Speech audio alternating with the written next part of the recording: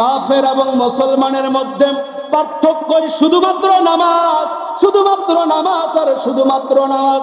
কাফের নামাজ পড়ে না আর মুসলমান নামাজ পড়ে, এটাই পার্থক্য। আপনি একজন কাফেরকে চিনবেন কিভাবে? আপনার যেরকম লম্বা দাড়ি আছে, আপনি যেরকম জুব্বা পরেন, আপনি যেরকম টুপি পরেন, আপনি যেরকম পাঞ্জাবি পরেন, একটা কাফের দেখবেন যে আপনার মতো দাড়ি রেখেছে, একটা কাফের দেখবেন আপনার মতো টুপি পরেছে, একটা কাফের দেখবেন পাঞ্জাবি পরেছে। পরে কি পরে না? জোরে কোন না। একটা কাফের দেখবেন পাঞ্জাবি পরে, কাফেরও টুপি পরে, কাফেরও আতর মারে, সুরমা মারে।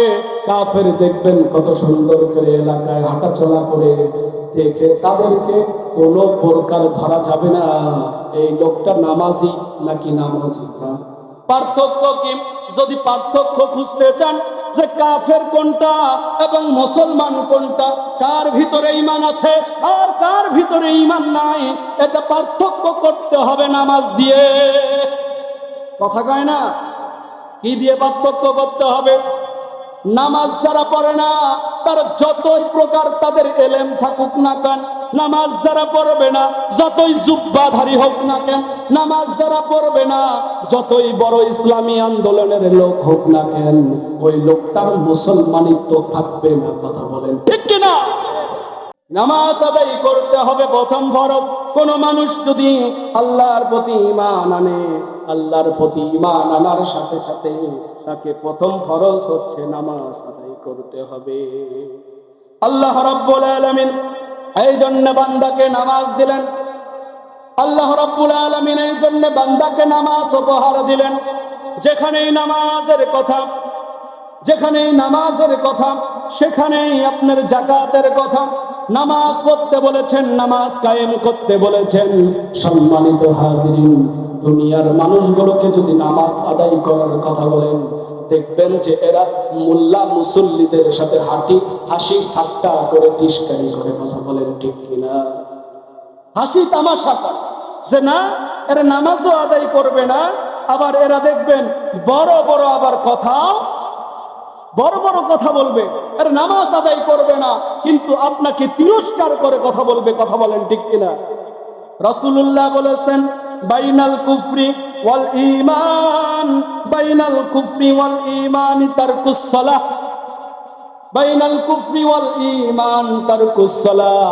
কাফের এবং মুশরিক, কাফের এবং শিরিক, কাফের এবং কুফরি মুসলমানের মধ্যে, কাফের এবং মুসলমানের মধ্যে পার্থক্যই শুধুমাত্র নামাজ, শুধুমাত্র নামাজ আর শুধুমাত্র নামাজ।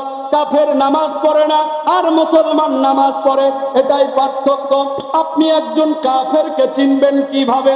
আপনার যেরকম লম্বা দাড়ি আছে, আপনি যেরকম জুব্বা পরেন, আপনি যেরকম টুপি পরেন, আপনি যেরকম পাঞ্জাবি পরেন, একটা কাফের দেখবেন যে আপনার মতো দাড়ি রেখেছে, একটা কাফের দেখবেন আপনার মতো টুপি পরেছে, একটা কাফের দেখবেন পাঞ্জাবি পরেছে। পরে কি পরে না?